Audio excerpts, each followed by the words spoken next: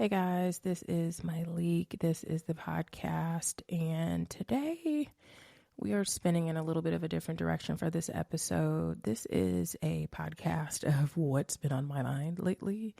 So, let's just imagine that we are out to lunch or having coffee or having some dinner, and it's like, what is my leak talking about today?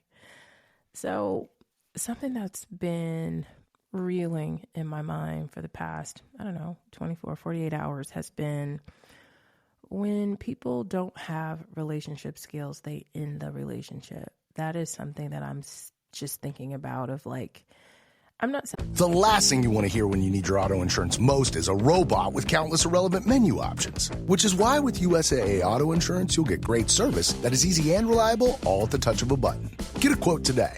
Restrictions apply.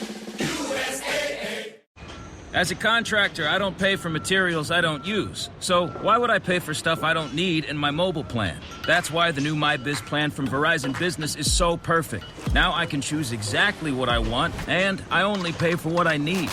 Right now, with MyBiz plan, get our best price, as low as $25 a line. Visit Verizon.com/business to get started today. Price per month with 5+ lines. Includes autopay and paper-free billing and special intro offer discounts. Taxes, fees, economic adjustment charge, and terms apply. Offers end June 10th, 2025. Saying that some relationships don't deserve to end, but from something happening and to us no longer talking or speaking or breaking up, I feel like there is a range of things that could, should, would, might happen versus this cutoff. So when I was younger, I genuinely believed that the way to fix things in relationships, friendships, whatever you want to call them, was to end them, break up, cut someone off, walk away.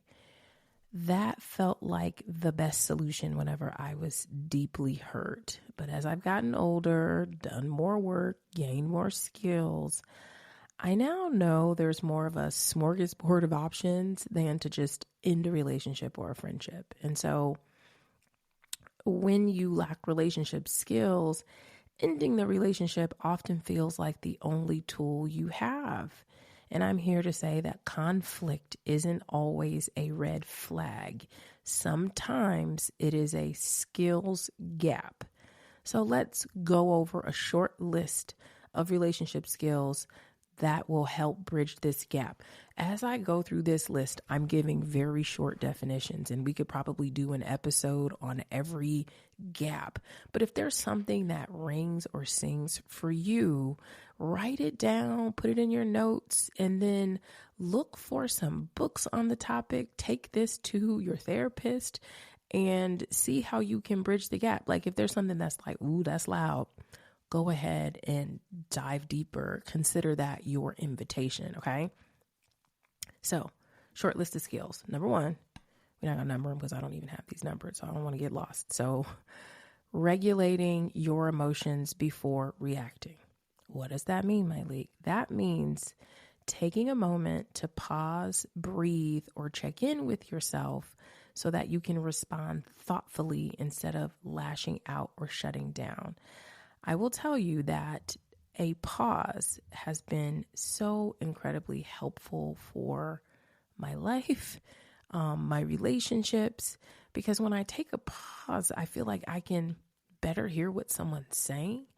I was listening to Esther Perel's podcast, Where Should We Begin, this morning, and she said something, and I know I'm going to get this probably not all the way right, but she said something that she had gotten from someone else, but that words are water and listening is the container or the bowl. And so we shape the container for which understanding someone's words are, in a nutshell.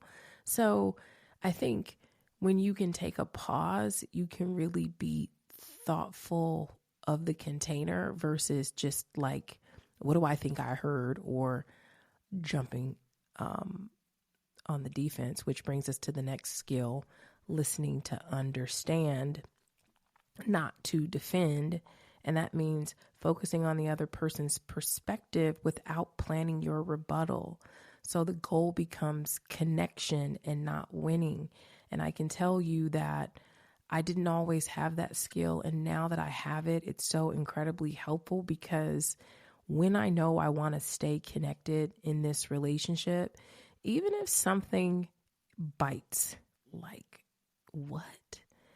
I'm like, let me try really hard to understand what's going on, because I want to stay connected. And so sometimes that means I don't need to defend myself as much as I need to apologize, because I am aware that I do things that are unintentional and harmful, or just unintentional and don't land well, unintentional and not great. And so, and I don't have to make it mean anything about the type of person that I am. And so it's just, as I've gotten older, I have given myself so much room to be human.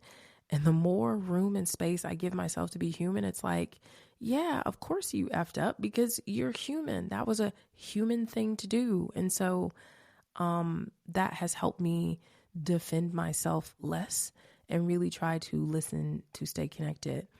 Next up, expressing needs clearly and calmly. And that means saying what you want or feel without blame or assumption, because people can't read your mind and unspoken needs often go unmet. Something that I find myself doing is I will tell someone how something landed, knowing that that wasn't their intention, but this is just how I took it. Or when someone does something to me, I know they're not trying to hurt me, but I'll just say, because of my lived experience, because of X, Y, and Z, this just isn't landing well for me. I just don't like this. So please don't do that. And I find that that's helpful, because I'm making it less about the person and more about what I need and how I need it said. And I think when you can get really clear about what you need and calmly state it, that goes a long way. And, I think clearly stating what you need means staying away from the you should know by now, because why? It's like, says who? Okay. Next up is repairing after conflict, not avoiding it. And that means coming back to the conversation to take responsibility, clarify intentions, and rebuild trust. This can be hard if you didn't grow up seeing healthy repair, or if conflict meant silence, punishment, or abandonment. Your nervous system may still associate resolution with danger instead of safety, right? If I come back and say that I'm sorry, or if I take responsibility for what I did, I might get in trouble. I might get this or that. But we're adults now, and we can go back and take responsibility for something, even if it takes you some time, right? Like, there have been things that I have realized I was wrong as I don't know what. And maybe it took me 24 hours, or maybe it took me 2 weeks. But when the light comes on, I know it is my responsibility to go back and clarify my intentions, clarify what I got or didn't get, so that I can make sure that we are rebuilding the trust and that's there. Okay. Next one is holding space for multiple truths. I got some of y'all on a chokehold. Okay. Multiple things can be true. And that means that recognizing your experience can be valid, and so can theirs, even if they're different. Take that to the internet next time you want to argue. This can be difficult if you were taught that only one person gets to be right, or if you equate disagreement with disconnection. And so holding space for multiple truths is a relationship skill that you can continue to build. Next up, I feel like you've heard this all over the internet. It's had a moment and still having a moment, setting and respecting boundaries. That means clearly stating what you're okay with and honoring what others need too. This might be challenging if you grew up in an environment where saying no was punished, okay, or where personal limits weren't acknowledged. So that's another skill you can stand to build. Last one I have on my list is Staying present during discomfort. Staying present during discomfort means resisting the urge to shut down, lash out, or escape when things feel hard. So you can stay in connection even when it's uncomfortable. This is tough if you grew up in chaos or avoided conflict where discomfort felt unsafe instead of something you could move through, you know? And so a way that I may kind of deal with that is I might be like, ooh, that was hard to hear. Just gonna say it. Just gonna say that was hard to hear, but I'm listening and I'm here. Tell me more. But that was hard, you know? Many of us were never taught how to repair, regulate, or reconnect. So we run, and walking away is sometimes easier than sitting with the discomfort or learning the new tools. And so I challenge you to both of those things, to sit with the discomfort and learn some new tools. Ending the relationship can feel like taking control, but it may actually be avoiding growth. What does emotional immaturity look like? Cutting off, blaming, ghosting, withdrawing. We confuse relief with resolution. You didn't resolve anything. You're just relieved. And relationships are going to require skills. Friendships require skills. It's not just about chemistry or history. We still have to build our skills. And so just because something feels hard doesn't mean it's wrong. It means you might be being invited to grow. And so that's something I'm talking about lately, and I'm going to keep going. You know, I haven't been podcasting. Normally, y'all know that I used to always have my water. And now I realize like that has become just like a non-negotiable for me. I can't sit here and solo chat with no breaks, with no water. And so now I know. What else would I be talking about? I'm probably going to ask for your thoughts on Meghan Markle. And I say this without a dog in the fight. I want everybody who wants to win. And I feel like I've been on this ride longer than I want to be. I am most interested in how brands connect to culture. And I've been interested in that for a long time. And it's why I started a brand, because I felt like I knew something about connecting to the culture. So I have been gently beating this dead horse,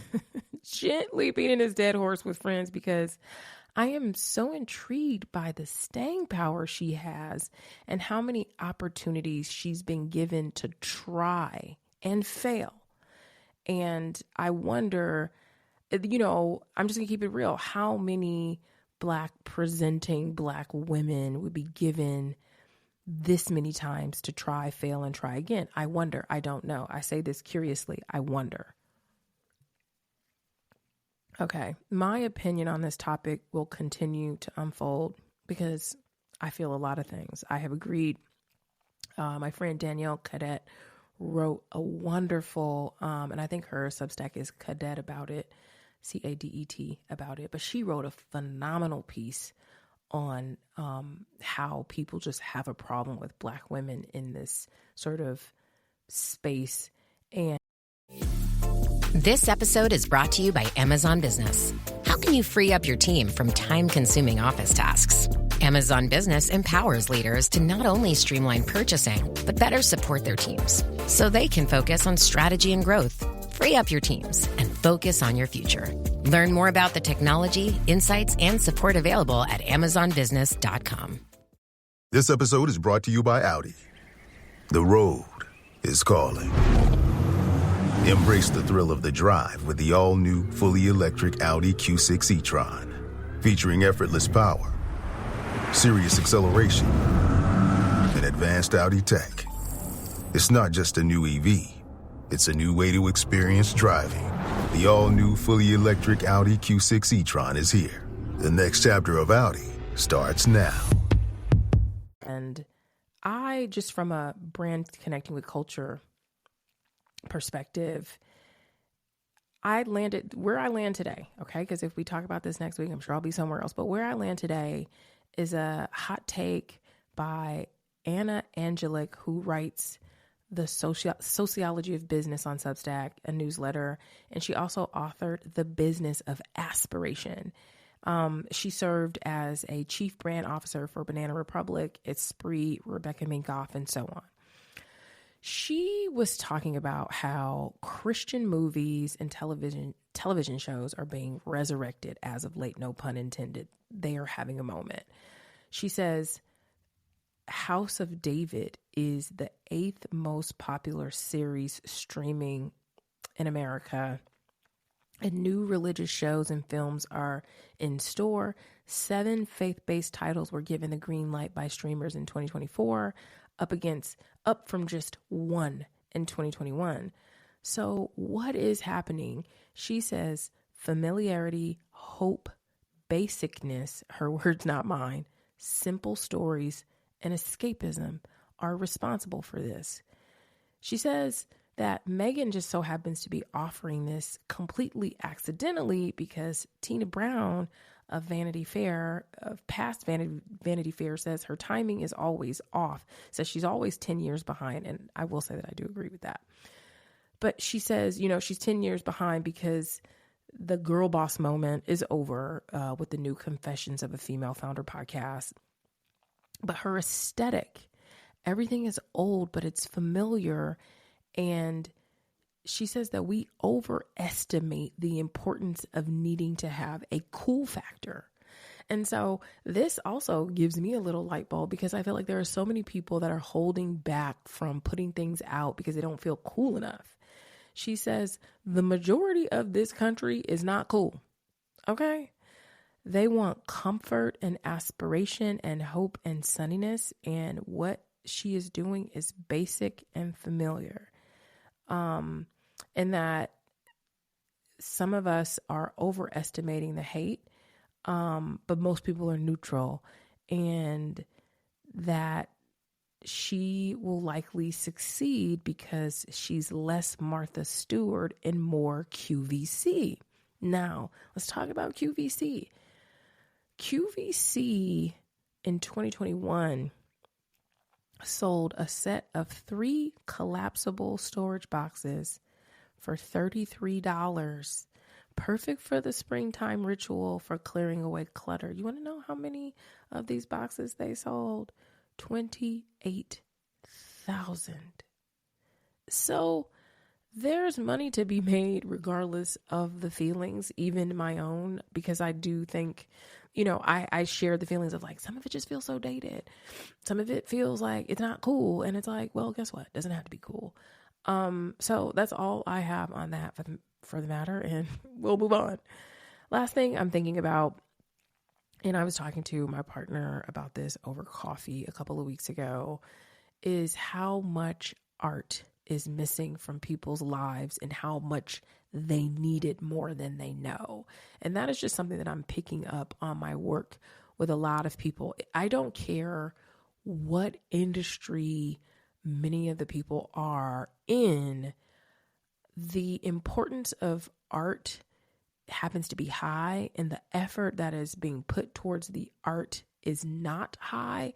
And a lot of times when you are misaligned or you feel unbalanced, you think it's about doing more work, but you might need to plus up art and aesthetics in your life. And I have some loose notes that I want to talk about,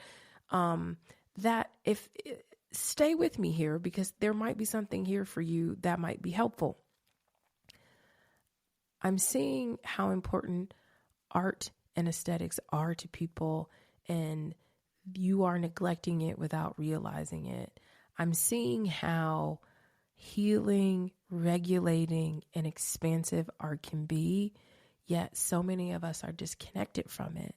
So much art is missing from people's daily lives. And I think schools, taking art out of schools and making it, an afterthought has been harmful. And we don't realize what we've lost by focusing on STEM and all this other stuff. We underestimate how deeply we need beauty, color, sound, and creativity to feel alive. You know, if you think, you know, a lot of us think that when we go on vacation, it's filling us up. It's the beauty. It's the colors that make our eyes dance, the sound of the ocean or whatever it might be. And in a world obsessed with productivity, art has become optional, but it is actually essential. Aesthetics aren't superficial. They're soulful.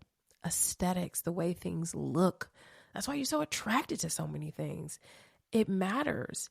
And we are starving for information. I'm sorry, we are starving for inspiration, and we don't even know that we're hungry for it, right? Like, what is missing in my life? So when people start to reintroduce beauty into their lives, beauty being music, movement, design, color, there's a chance that you will come alive again. You don't have to be an artist to live artfully. And so I want to share a couple quotes, a couple thoughts from Your Brain on Art by Susan Magzaman and Ivy Ross. This book was mentioned to me I did a podcast with Julia Coney, the wine podcast that I did with her, but she mentioned this to me personally and told me to get the book, and she was spot on per usual.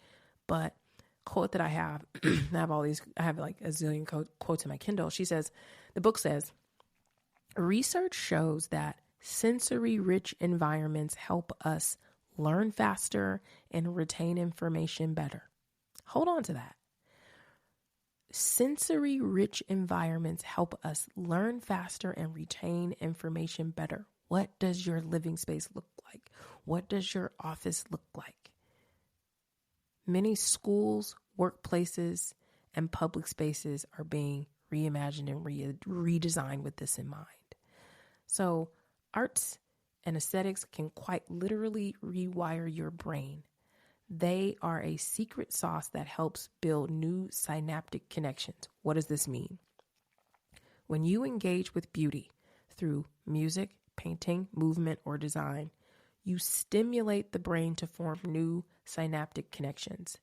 This means your brain becomes more adaptable, creative, and emotionally resilient. Remember we were talking about relationship skills at the top? Emotionally resilient.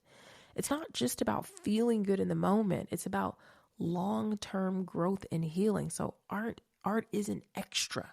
Okay? Reminder, it is essential. It is essential. The arts trigger the release of neurochemicals, hormones, and endorphins that offer you an emotional release. When you experience virtual reality, read poetry or fiction, see a film, or listen to a piece of music, or you move your body to dance, to name a few of the many arts, you are biologically changed. There is a neurochemical exchange that can lead to what Aristotle called catharsis, or a release of emotion that leaves you feeling more connected to yourself and others afterward. You have to take your art seriously. I'm going to say that one more time before we get out of here. Catharsis, the release of emotion that leaves you feeling more connected to yourself and others after. Take your art serious. Pass this episode on to whoever needs it and write me. Let me know how this landed. What lit you up? What are you going to work on? I love hearing what you're going to work on. What invitation came from this? Talk to you guys later. My website, myleak.com.